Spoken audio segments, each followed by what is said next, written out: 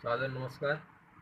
कक्षा अष्टम, विषय विज्ञान, अध्याय 3,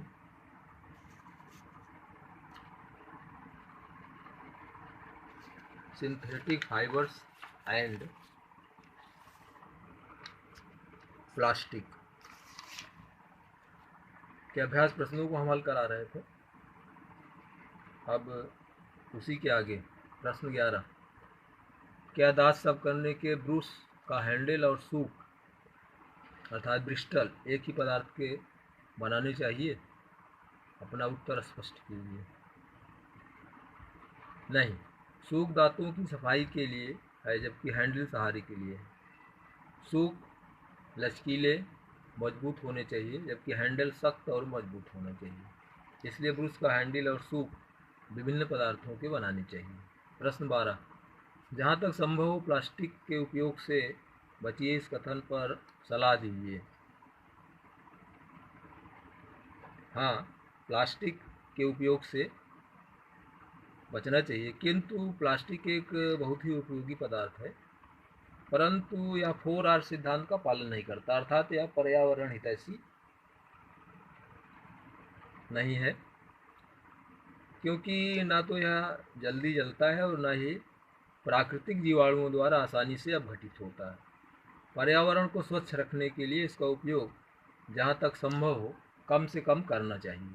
प्रश्न 13, संश्लेषित रेशों का औद्योगिक निर्माण वास्तव में वनों के संरक्षण में सहायक हो रहा है?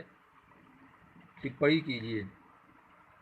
उत्तर, प्राकृतिक रेशे प्राकृतिक स्रोतों से मिलते हैं, परंतु संश्लेषित रेशे दूसरे पदार्थों से तैयार किए जाते हैं। इसलिए संश्लेषित रेशे प्राकृतिक उपज पर निर्भर नहीं है। अतः संश्लेषित रेशों का औद्योगिक निर्माण वास्तव में वनों के संरक्षण में सहायक है। प्रश्न 14, यह प्रदर्शित करने हेतु एक क्रियाकलाप का वर्णन कीजिए कि थर्मोप्लास्टिक विद्युत का कुचालक है। उत्तर, यहाँ पर एक क्रियाकलाप हम दिखाए हैं, इसका चित्र यहाँ पर बनाया गया है। यहाँ पर हम कुछ थर्मोप्लास्टिक की वस्तुएं लेते हैं, जैसे ए पॉलीथीन या पीवीसी, नायलॉन, पॉलीस्टाइरीन आदि।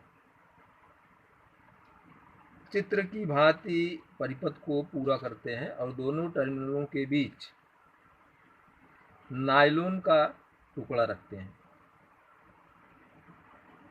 यदि तांबे की बल्ब प्रकाशित हो जाए तो समझ लेते हैं कि विद्युत का सुचालक है।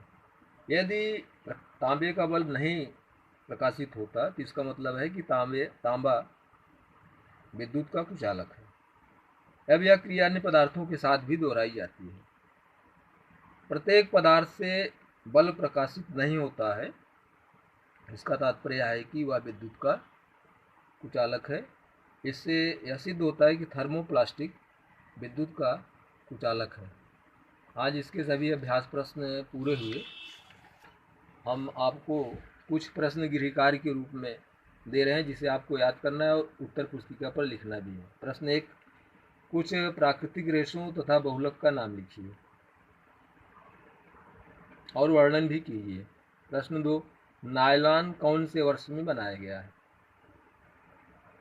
प्रश्न 3, प्लास्टिक की कुछ विशेषताएं बताइए। 4, 4R सिद्धांत क्या है? धन्यवाद।